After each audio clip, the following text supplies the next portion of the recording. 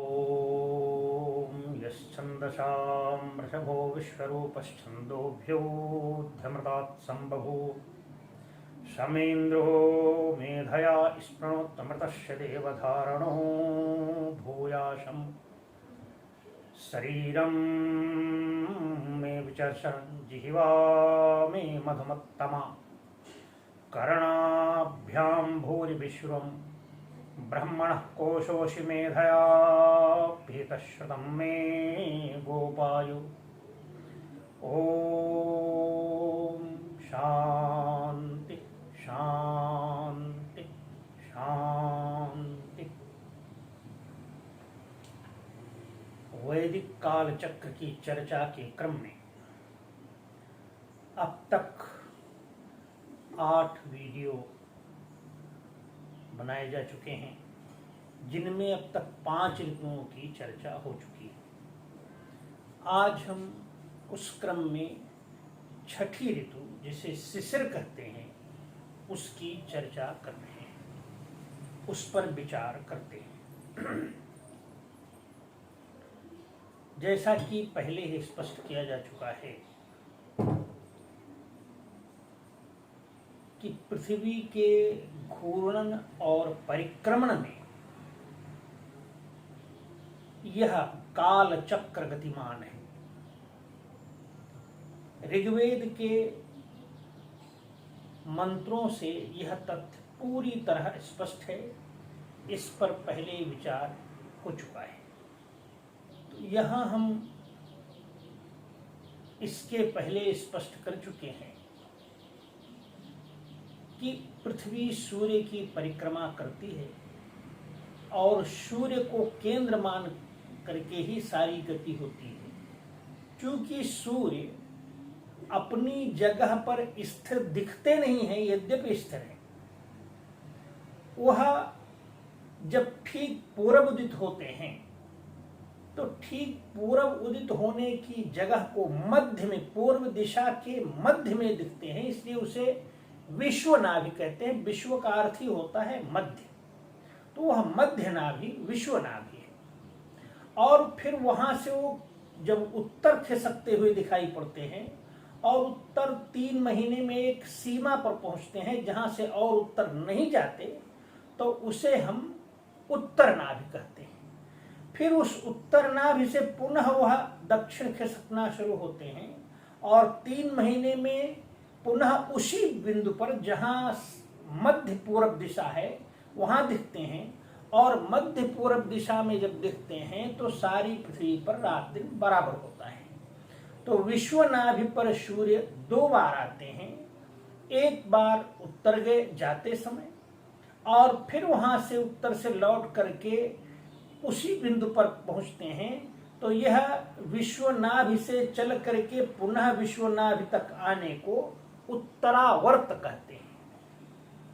लेकिन यह उस विश्वनाभ पर आके स्थिर नहीं होते हैं, उससे और दक्षिण जाते हैं और दक्षिण नाभि में दक्षिण 3 महीने में दक्षिण उस जगह पर पहुंचते हैं जहां से और दक्षिण नहीं जाते, उसको दक्षिण नाभि कहते हैं। और उस दक्षिण नाभि से पुनः वह वापस होते हैं तो 3 महीने में पुनः उस विश्वनाभ पर आते हैं। यह पुनः विश्वनाभ से दक्षिण नाभ पर तक जाना और फिर वापस विश्वनाभ पर आने को दक्षिणावर्त कहते हैं। इस प्रकार से उत्तरावर्त और दक्षिणावर्त दोनों विश्वनाभ से उत्तर जा करके पुनः विश्वनाभ तक आने को उत्तरावर्त और फिर विश्वनाभ से दक्षिण जा करके पुनः विश्वनाभ तक आने को दक्षिणावर्त कहते हैं। इसके साथ एक बात और स्पष्ट होती है कि सूर्य एकदम जब उत्तर जाते हैं तो उत्तर से वो दक्षिण की तरफ चलते हुए दक्षिण 6 महीने में सबसे अंतिम बिंदु पर पहुंचते हैं। तो जैसे वहां 6 महीने होते हैं, ऐसे उत्तर से दक्षिण तक का संपूर्ण मार्ग जो है ये 6 महीने होता है। इसको दक्षिणायन कहते हैं। उत्तर नाभि से दक्षिण नाभि तक पहुंचने का जो 6 महीने का मार्ग है, इसका नाम दक्षिणायन है। और दक्षिण नाभि से पुनः चल करके उत्तर नाभि तक 6 महीने पहुंचने का नाम उत्तरायण है। तो इस प्रकार उत्तरायण और दक्षिणायन तथा उत्तरावर्त और दक्षिणावर्त, इन दो चीजों को ध्यान में रखना चाहिए। विश्वनाभि से विश्वनाभि तक, विश्वनाभि से चल करके उत्तर जाकर विश्वनाभि तक वापस आने को उत्तरावर्त कहते हैं, जबकि दक्षिण नाभि से उत्तर नाभि तक के मार्ग को उत्तरायण कहते हैं। इसी प्रकार विश्वनाभि से दक्षिण जाकर विश्वनाभि तक आने को दक्षिणावर्त कहते हैं, जबकि उत्तर नाभि से दक्षिण नाभि तक के मार्ग को दक्षिणायन कहते हैं। तो ये उत्तरायण और दक्षिणायन, ये दोनों मिला करके इस प्रकार से वो 4 घटनाएं, 4 बिंदु आते हैं। 4 बिंदु ऐसे होते हैं जो विशेष हैं। चक्र में यह 4 बिंदु बनते हैं। 2 बिंदु वह जब सारी पृथ्वी पर रात दिन बराबर होता है, जो ठीक पूरब दिशा में 2 बार सूर्य दिखाई देते हैं, और एक बार बिल्कुल दक्षिण दिखते हैं और एक बार उत्तर दिखते हैं। एक बार उत्तर की सीमा, दूसरी बार दक्षिण की सीमा, और 2 बार मध्य सीमा। तो मध्य सीमा पर 2 बार आते हैं। मध्य सीमा से मध्य सीमा तक आने को आवर्त, और एक नाभि, दक्षिण नाभि से उत्तर नाभि तक के मार्ग को अयन कहते हैं। अयन का अर्थ भी होता है मार्ग, और आवर्त का मतलब होता है वह गोल वृत्त जो एक तरफ का, मध्य से एक तरफ जाके पुनः वहां तक आना। इसलिए आवर्त और अयन, ये 2 चीजें हैं, यह ध्यान में रखना चाहिए। यद्यपि ये वृत्त के क्रम में घूमने में ही हो रहे हैं। ये जितने भी बिंदु आते हैं वहां हमारे महीने बदल जाते हैं। तो उन, जब सारी पृथ्वी पर रात दिन बराबर होता है, तो एक बार रात दिन बराबर होने से जब उत्तर चलते हैं तो नया वर्ष आरंभ करते हैं, और पुनः जब उस बिंदु पर आते हैं तो वर्ष का मध्य होता है। वहां से फिर दक्षिण जाकर के पुनः उस बिंदु तक आने को पूरा 1 वर्ष होता है। यह 1 वर्ष दोनों विषयों से 6-6 महीने में विभाजित होता है, जिसे उत्तरावर्त और दक्षिणावर्त कहते हैं। इसी प्रकार उत्तर नाभि से दक्षिण नाभि भी 6-6 महीने के अंतराल पर आते हैं, उन्हें उत्तरायण और दक्षिणायन कहते हैं। इस क्रम में पिछले वीडियो में इस विषय में चर्चा हुई कि सहमास और सहस्र मास, जब पृथ्वी सूर्य के नजदीक से जा रही होती है, अत्यंत नजदीक होती है, उस स्थिति में सहमास और सहस्र मास होते हैं। सहमास का अंतिम दिवस पृथ्वी सूर्य के सर्वाधिक नजदीक होती है, और नजदीक होने के कारण वह 30 अंश की दूरी अत्यंत कम समय में पूरी होने से वह महीने 30 दिन से कुछ कम होते हैं, जिन्हें 30 दिन में परिगणित किया गया है। और सहस्र मास उसमें भी और छोटा होता है। तो दिन छोटे होते हैं और सूर्य की किरणें पृथ्वी पर उत्तरी ध्रुव पर बिल्कुल तिरछी पड़ती हैं, जबकि दक्षिणी ध्रुव के नजदीक दक्षिणावर्त, पृथ्वी का जो उत्तरी गोलार्ध और दक्षिणी गोलार्ध, तो उत्तरी गोलार्ध में जब सहमास और सहस्रमास इधर का है, उस समय उत्तरी गोलार्ध में सूर्य की किरणें तिरछी पड़ने से शीत अत्यंत ठंडी होती है, हेमंत ऋतु होती है। वह सहमास और सहस्र मास है, जिसका पिछले वीडियो में विस्तार से वर्णन हो चुका है। इस हेमंत ऋतु के बीतने के बाद दिन थोड़ा थोड़ा बढ़ना स्पष्ट होने लगता है। यद्यपि दिन सहस्र मास के प्रथम दिन से ही बढ़ना शुरू होता है, लेकिन वह सेकंडों में बढ़ता है। वो इतना कम होता है कि पता ही नहीं लगता कि बढ़ रहा है। पूरे 30 दिन में 11 मिनट से भी कम बढ़ता है, और जिसके 15 दिन में तो केवल 1 या 1.5 मिनट ही बढ़ता है। तो वह अत्यंत ठंडी का महीना होता है, इसलिए साहस्य मास को पिछले वीडियो में बताया था कि वो खर मास है। इस साहस्य मास के बीतने के बाद दिन का बढ़ना स्पष्ट होने लगता है और लगता है कि अब ठंडी कुछ कम हो रही है। तो जो ठंडी का कम होना शुरू होता है, सूर्य में ताप दिखता है कि सूर्य में अब गर्मी आई। पहले तो सूर्य में गर्मी लगती नहीं। उत्तरी गोलार्ध के जो उत्तर भारत आदि के या उत्तरी ध्रुव के नजदीक के क्षेत्र हैं, उन क्षेत्रों में दिन बहुत छोटा हो जाता है और छोटा हो जाने से सूर्य बहुत ठंडे से मालूम होते हैं। सूर्य की किरणें तिरछी पड़ती हैं और तिरछी पड़ने के कारण ठंडी बहुत होती है। तो वहां से जब यह 30 अंश की दूरी पार कर लेते हैं तो थोड़ा थोड़ा दिन का बढ़ना लगता है और बढ़ने से सूर्य में ताप दर्शन होने लगता है। इसलिए इस महीने का नाम तप मास रखा। मानो सूर्य में तप या ताप प्रारंभ हो गया, गर्मी थोड़ी थोड़ी दिन में धूप सेकना अच्छा लगने लगता है। यह 20 दिन जो तप मास का 20 दिन है, उसमें ठंडी बनी ही रहती है। ठंडी पूरी तरह खत्म नहीं होती। दिन में धूप सेकना अच्छा लगता है, रात में तो ठंडी वैसी ही लगभग रहती है, लेकिन दिन में कम हो जाती है। इसके 20 दिन बाद 21 तारीख से,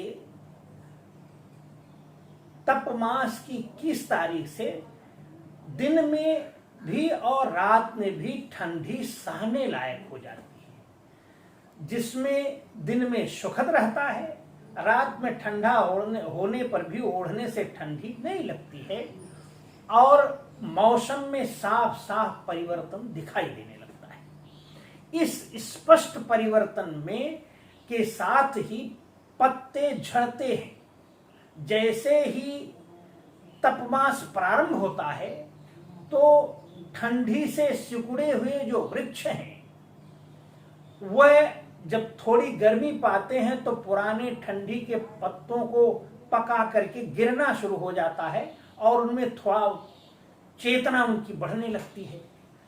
तो इस क्रम में 20 दिन होते होते आम के पेड़ों में 21 तारीख को,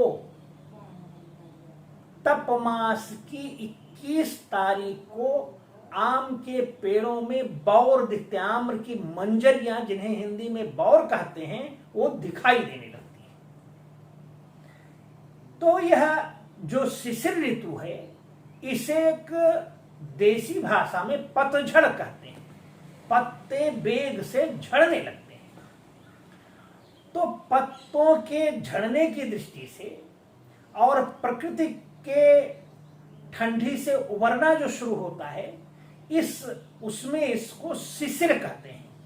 शिशिर शब्द का अर्थ भी जान लेना यहां अच्छा होगा, क्योंकि शिशिर का अर्थ होता है सस प्लुत गतौ धातु से शिशिर शब्द बनता है। जहां तेजी से दिन बढ़ता हुआ दिखाई पड़ता है। आज यहां का दूसरे प्रतिदिन 1 मिनट, तपमास के प्रारंभ में ही प्रतिदिन 1 मिनट बढ़ने लगता है और धीरे धीरे वो 2 मिनट तक पहुंच जाता है। प्रतिदिन 1 मिनट तो बढ़ता ही है, तपमास के समाप्ति तक 1.5 मिनट हो ही जाता है। प्रतिदिन 1.5 मिनट दिन का बढ़ना स्पष्ट होने लगता है। तो तपमास में यह वैशिष्ट्य है। पत्ते झड़ते हैं, प्रकृति में थोड़ा उत्साह आता है, आम्र में फूल दिखाई पड़ने लगते हैं, आम्र मंजरी खिल उठती है।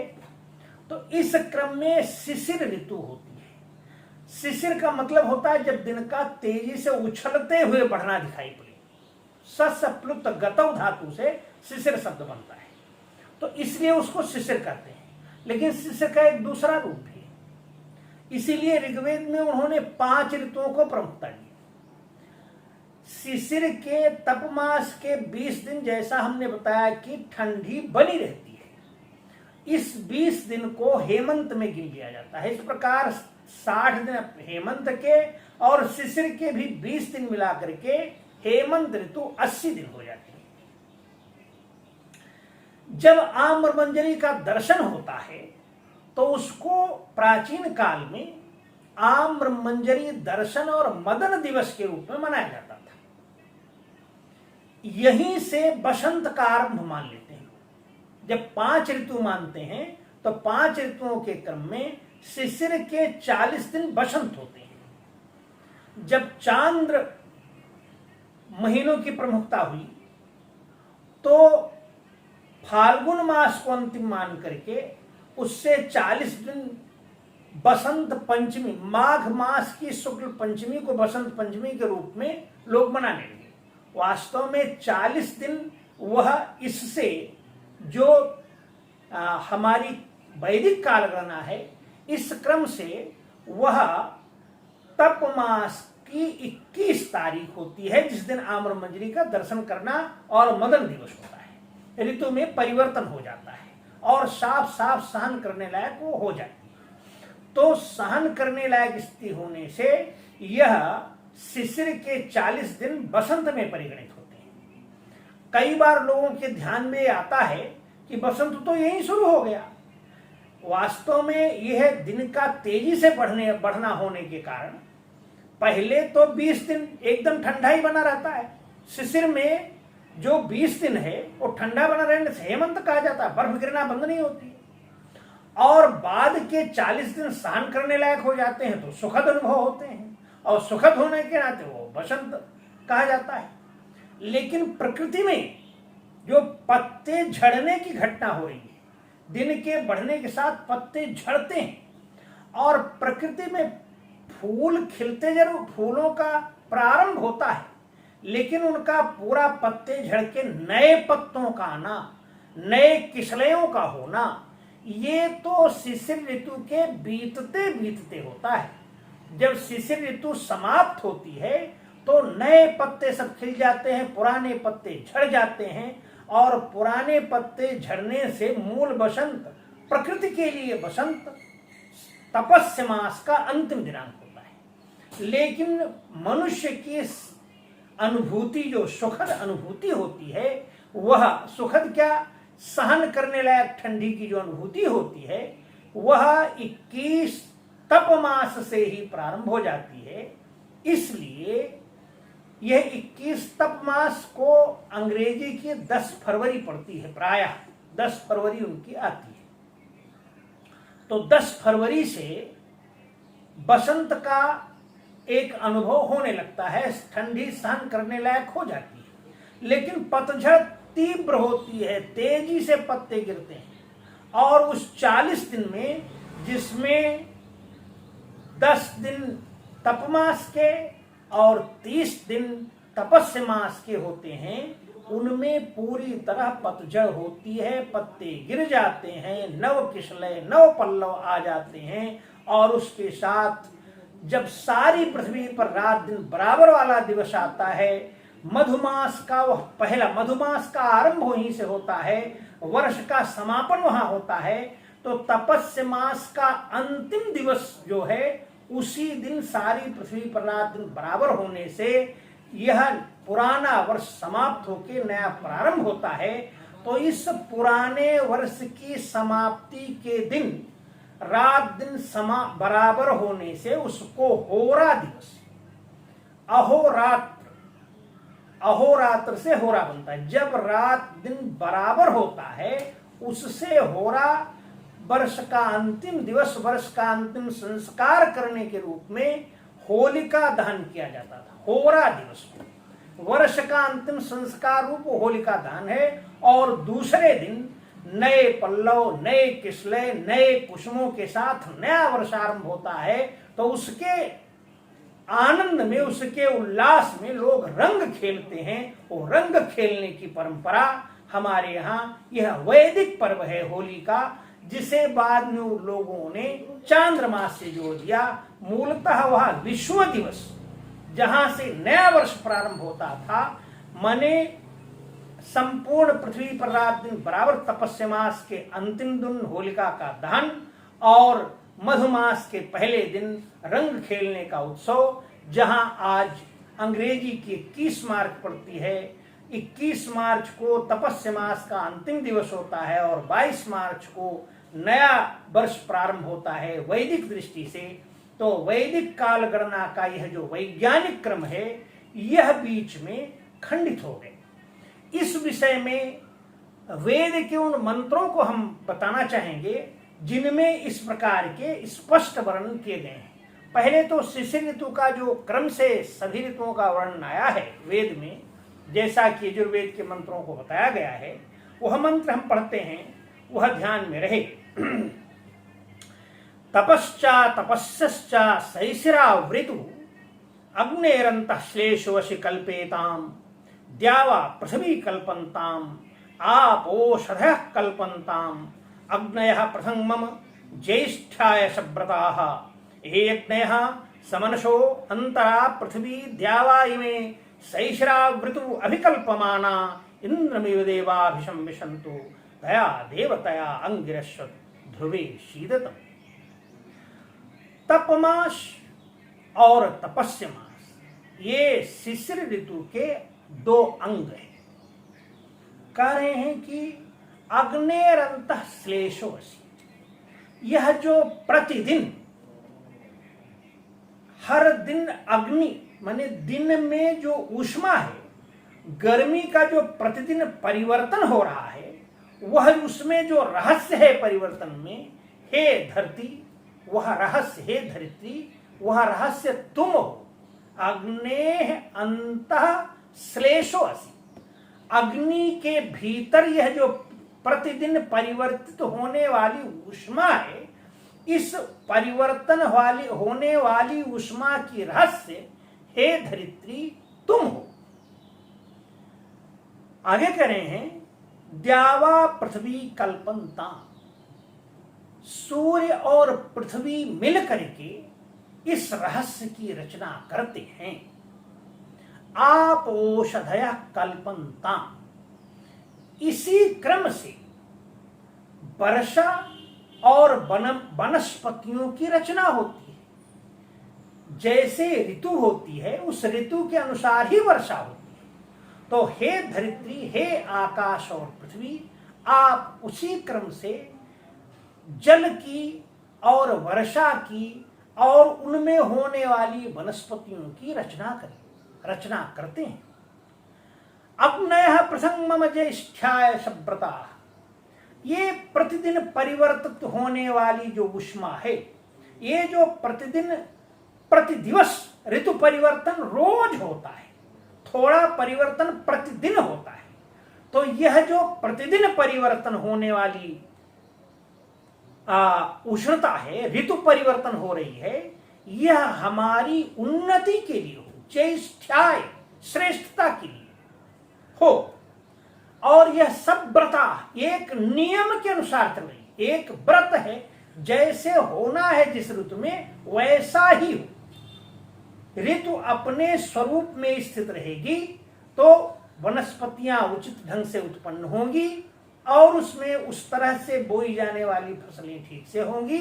तो वह हमारी उन्नति के लिए हो जब ऋतु अपने स्वरूप में स्थित होगी। आगे कह रहे हैं ये अग्नयः समनशो द्यावा पृथ्वी में शैशिरा ऋतु अभिकल्पमाना इंद्रमिव देवाभिशंविशन्तु दया देवतया अंगिरश्वत ध्रुवे शीतम्। ये अग्नयः समनशो अंतरा द्यावा पृथ्वी में, कहा ये जो प्रतिदिन परिवर्तन होने वाली अग्नियां हैं, समनसा एक निश्चित रूप में है, द्यावा पृथ्वी में, ये सूर्य और पृथ्वी दोनों मिलकर के इमें शैशिरा ऋतु अभिकल्पमाना, शिशिर ऋतु की रचना करते हुए हमें इस ऋतु में प्रवेश कराएं। कैसे? तो इंद्रम इव देवा अभिशंविशन्तु।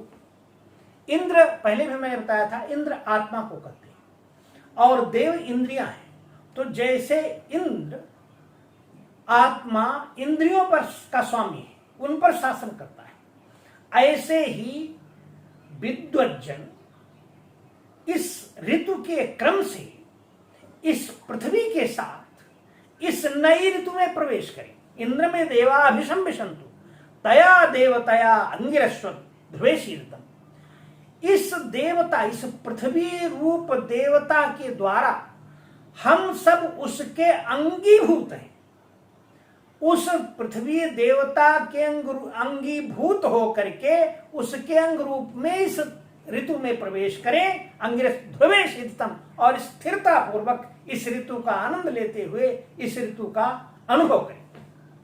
ये वेद के कहने की शैली है। ये इतना स्पष्ट कहा गया है, ये आपको बहुत साफ लगेगा। अब दूसरा प्रश्न उठता है कि हमने जो कहा कि ऋग्वेद में 5 ऋतुएं और 6 ऋतुएं, इन 2 बातों को बताया गया है। तो 5 ऋतुएं और 6 ऋतुएं किस मंत्र में हैं वो भी बताना उचित है, उसकी भी चर्चा कर लेना चाहिए। कह रहे हैं वही ऋषि, आप जान लें इस पूरे प्रकरण में इस वैदिक जिस काल चक्र के दृष्टा ऋषि का नाम दीर्घतमा है, और वह क्यों है वो पहले ही बताया जा चुका है। इस संपूर्ण काल गणना के सारे विषयों को वही बताते हैं। आगे कहते हैं वो, पंचपादम पितरम द्वादशाकृतिम दिव आहु परे अर्धे पुरीशिनम अथे में अन्य उपरे विचक्षणम सप्त चक्रे सडर आहुरर्पितम।